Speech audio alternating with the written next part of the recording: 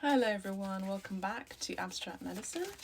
So this is going to be a message about world affairs, okay? So let's have a look at the messages with regard to world affairs and how they may be affecting you, how I can support you through the channeled energies from Spirit. Okay, the Two of Swords is very, very clear and simple. This is a message about conflict and about reaching resolution. You know, sometimes we got to learn how to be tactful and agree to disagree, and sometimes to move away from a situation, an energy, an argument that could escalate into further conflict. So this is about world affairs, which is telling us quite categorically that there is a lot of conflict going on. I feel like because it's a minor arcana, I feel like it is also regarding petty energies, petty conflict. Okay, so I feel like in world affairs, world news, there's this message about feeling isolated, feeling kind of unloved, feeling unhealed, particularly in this card that I see here in the Hermit card, in this particular tarot deck, which is the Mystic Mondays. So I see here that in this particular deck, I see that this individual is feeling isolated and alone, feeling like they couldn't necessarily ground something into reality. The reason why I say ground is because this is the Virgo energy. Virgo is a sign of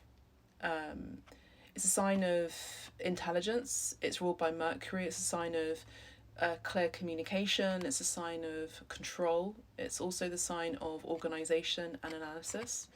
And sometimes out of balance, it can be over controlling affairs. This can be out of balance, maybe feeling like we've lost our footing. Maybe we're feeling isolated and we've lost control. We've lost control of a situation. We've lost control of our friendships, of our community. Now, Virgo energy loves to have, is known as a sign to have lots of animals, a very much, yes, sure, humanitarian in a way, but Aquarius energy is more humanitarian, but it's more so connected to animals. So I feel like the animals in these world events are feeling like they're put aside, they're not being loved, they're not being seen, they're not being understood. There's a lack of communication with the Mercury energy. Mercury rules communication. It rules the sign of Virgo and Gemini. So there's a lack of communication with what animals in the world need essentially from us. So I'm seeing here that there's this there's kind of like animals are feeling a bit remiss, and I wouldn't say necessarily remorseful or resentful towards humanity, but it's more about, well, where are our needs being met throughout all of this conflict around the world? Okay, so I feel like the animals particularly are feeling very vulnerable. Now, you yourselves as humans can also be feeling quite isolated at this time as well, and pay attention to the word isolated and the word ice. Okay, so feeling iced out, feeling at a chill, not feeling very comforted or understood.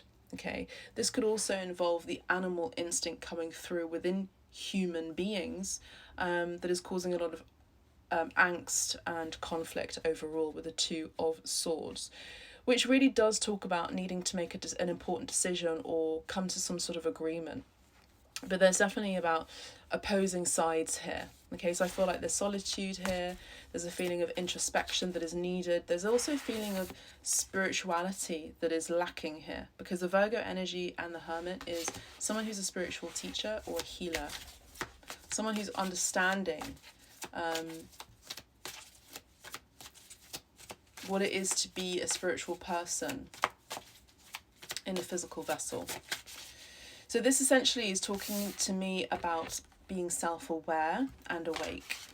Okay, so there's a lack of that with these current affairs, current conflicts. Let's get some more messages, please, Spirit, with regard to what is it that the collective need to know when it comes to world affairs. What is it that they need to know? Okay, we have the Ace of Pentacles, which talks about a contract and a new chapter and a new beginning. This seems more tangible, seems more in that energy of Virgo, Capricorn and Taurus with the earth sign here, so which is earth element. So this is about ambition and prosperity. World affairs always talk, usually when there's conflict involved, always talks about financial gain. Okay, so we know that already. I know a lot of you are awake and aware to that. But I see here when we spoke about Mercury and a planet that rules Virgo and Gemini, we have this energy again here, that very mercurial energy here, which again is Virgo and Gemini here with the Magician, which talks about kind of in the energy that I'm picking up on with world affairs and conflicts, it's talking about manipulation. Now, in this particular tarot deck, we have a female here in the Hermit and we have a female here in the Magician card. So it's telling me that there is an isolation of femininity, an isolation, so women, ladies, the feminine urge, the feminine archetype, as well as an energy, is kind of being isolated, and there is this sense where matriarchy particularly is being cast asunder or maybe threatened at a deep level, as we already know with world affairs. I'm not going to spell it out to you because you are already aware, but I do see here that women in particular are feeling like they're being coerced and manipulated particularly. Now, the sign Mercury, the story, the legend, the lore of Mercury is someone who is kind of like a Peter Pan energy, kind of devilish, kind of here, there and everywhere. That's where we get the term mercurial. Someone who's not necessarily going to be sticking around for very long, someone who's kind of a bit of a player, essentially, in the tarot.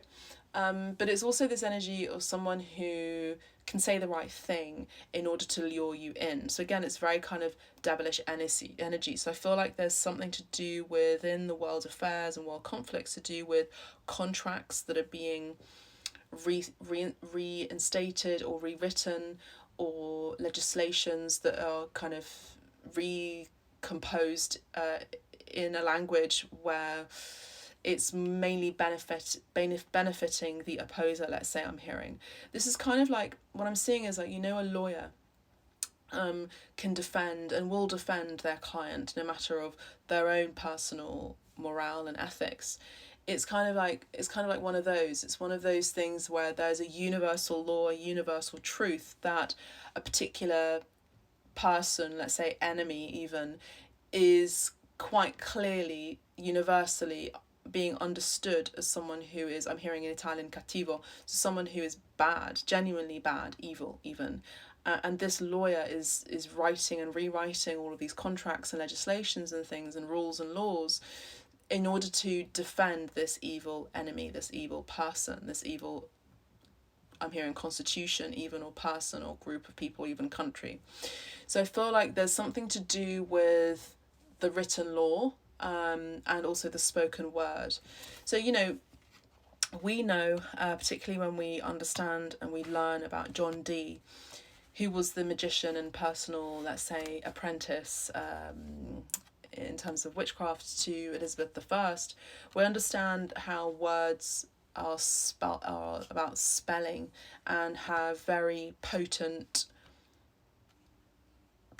magic. So I feel like there's something to do with, there could be a change of language that could be coming through. This could also be something to do with the written language, books, communication, anything literally to do with Mercury energy, communication, transport, logistics, computer technology, letters, emails, post, text messages, AI, apps, phones, anything to do with communication. I feel like there is some sort of new way of, or even a new wave of bringing in some sort of new era or new chapter by way of communication. Now we know that there is a rise of AI, so that could be one of those things, but I'm seeing it as very Orwellian, if anything.